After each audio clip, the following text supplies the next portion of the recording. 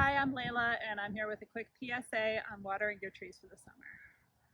Many people think that mature trees don't need any irrigation, but especially when we have extreme heat or prolonged drought, this isn't the case. What we experienced this June in the Pacific Northwest were temperatures that our trees have never lived through, and in a drought that started a month early. This can stress many trees so that they may die this current season, but for most of our trees, we will see them exhibiting this stress in future years as they become more susceptible to future droughts or pest or disease. If you, like me, are lucky enough to live under a mature tree, it probably kept your home 5 to 10 degrees cooler than it was in the sun. And so let's figure out how we can give them some love and support in the form of irrigation. To water your mature trees effectively, the first thing you need to understand is where the roots are doing the majority of the water uptake. Imagine your tree's leaf canopy as an umbrella. Where the edges of that umbrella hit the ground is a more or less circular area called the drip line. This is where most water uptake occurs.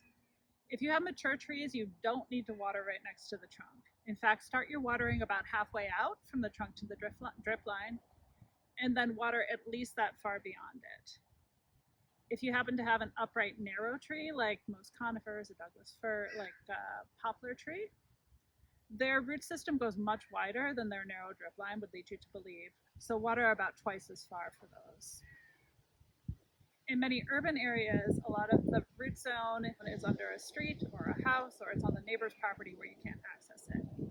If that's the case for you, just water where you have access to, and you can water further out in those directions if you want to.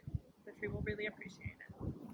If you don't already have a drip or sprinkler system set up, the easiest way to quickly get some water into your soil is going to be to use some type of mobile sprinkler and move it around to a few locations in the root zone. The best times to water are morning or evening. There's unfortunately no clear prescription for how long you're going to need to water. It really depends on your soil, your site, and how you're watering. For my tree, I needed to give each sprinkler zone a couple hours to get the water to a minimally useful depth.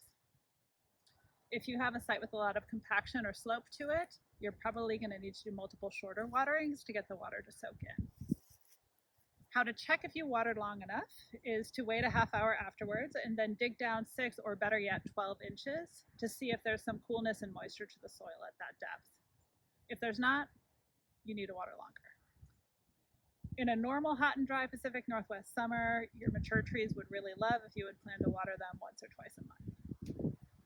If you haven't yet watered your trees since the drought with a deep soak, do that ASAP and then start some future planning for tree health. Get a 3 to 5 inch thick layer of organic mulch in the root zone. Wood chips would be great, really anything but bark. If you have lawn under your trees, this is a great time to convert them to garden bed through sheet mulching. If you want to make your future watering easier and more resource efficient, set up a drip system in the tree's root zone. And then lastly, if you have any aging trees or you have open spots where you want future trees, this is a great time to research southern and drought tolerant species for planting in the fall to plan for a climate future. I hope this is helpful and it helps you keep your trees healthy, and just reach out if you need any other help with your trees or your ecosystems.